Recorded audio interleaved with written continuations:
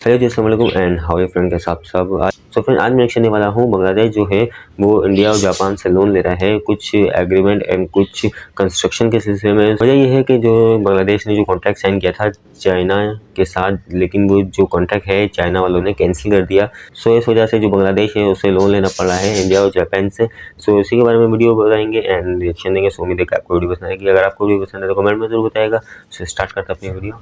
Let's go.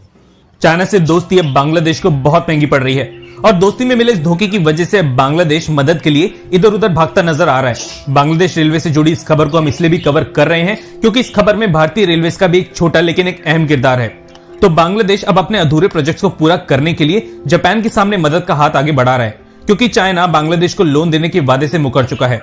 Bangladesh ने अपनी capital city Dhaka को नॉर्थ ईस्ट और नॉर्थ वेस्ट रीजन से कनेक्ट करने के लिए दो बहुत बड़े प्रोजेक्ट्स लॉन्च किए थे। बांग्लादेश की करेंसी में इन दोनों प्रोजेक्ट्स की कीमत लगभग 14,000 करोड़ टका और 16,000 करोड़ टका थी और चाइना के दिखाए सपनों पर विश्वास करके इन दोनों प्रोजेक्ट्स को लॉन्च भी कर दिया गया था। पर आखिरी वक्त में चाइना ने हमेशा की तरह धोखा देकर लोन देने से मना कर दिया।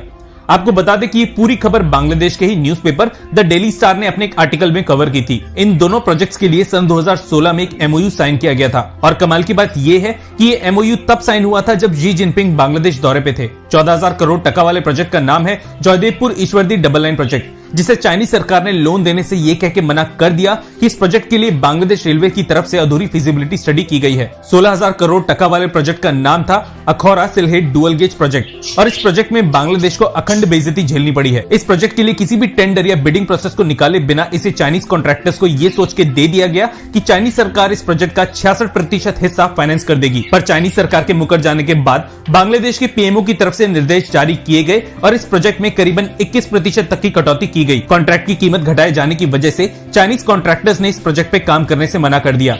ये वही कॉन्ट्रैक्टर्स हैं जिनके लिए बांग्लादेश ने खुद अपने प्रोजेक्ट्स में घुसने के लिए सिफारिश लगाई थी और बिना किसी कॉम्पिटिटर के ये प्रोजेक्ट्स चाइनीज को दे दिए गए थे। खैर, हवा में लटके इन दोनों प्रोजेक्ट्स के लिए अब बांग्लादेश पीएमओ की तरफ से इन प्रोजेक्ट्स को फंड करने के लिए दूसरे जरिए खोजने की हिदायत दी गई है।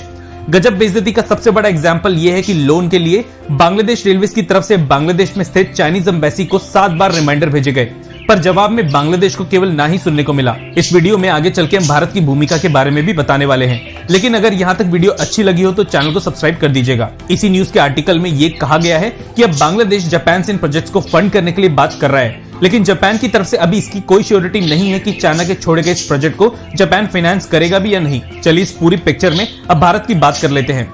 इस आर्टिकल के मुताबिक भारत की इरकॉन ने इसी साल मार्च में इन दोनों प्रोजेक्ट्स को पूरा करने के लिए इच्छा जताई थी और बांग्लादेश रेलवे को एक्सिम बैंक ऑफ इंडिया से लोन देने का ऑफर भी दिया था।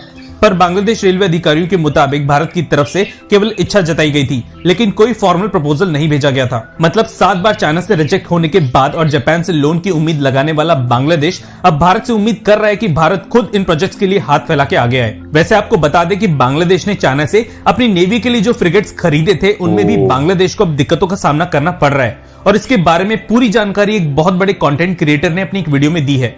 वीडियो का लिंक आपको डिस्क्रिप्शन में मिल जाएगा। खैर, जो भी हो, पर यह बात तो तय है कि चाहे जितना भी नुकसान हो जाए, पर बांग्लादेश अपने देश में चल रहे प्रोजेक्ट से भारत को बाहर रखने की पूरी कोशिशें करता है और इसका रीजन हम आप लोगों से कमेंट सेक्शन में जरूर सुनना चाहेंगे। वैसे हमें लगता है कि शायद बांग्लादेश के मजे लेने के लिए ही भारत ने अपनी मदद का अनऑफिशियल ऑफर दिया होगा। तो फिर आज मैंने रिएक्शन दिया है। बांग्लादेश जो है लोन ले रहा है इंडिया एंड जापान से। जो चाइना है उन्होंने लोन देने से मना कर दिया है एग्रीमेंट के बाद एंड वो मना कर रहे हैं, जिसकी वजह से बांग्लादेश को जापान और इंडिया से लोन लेना पड़ रहा है।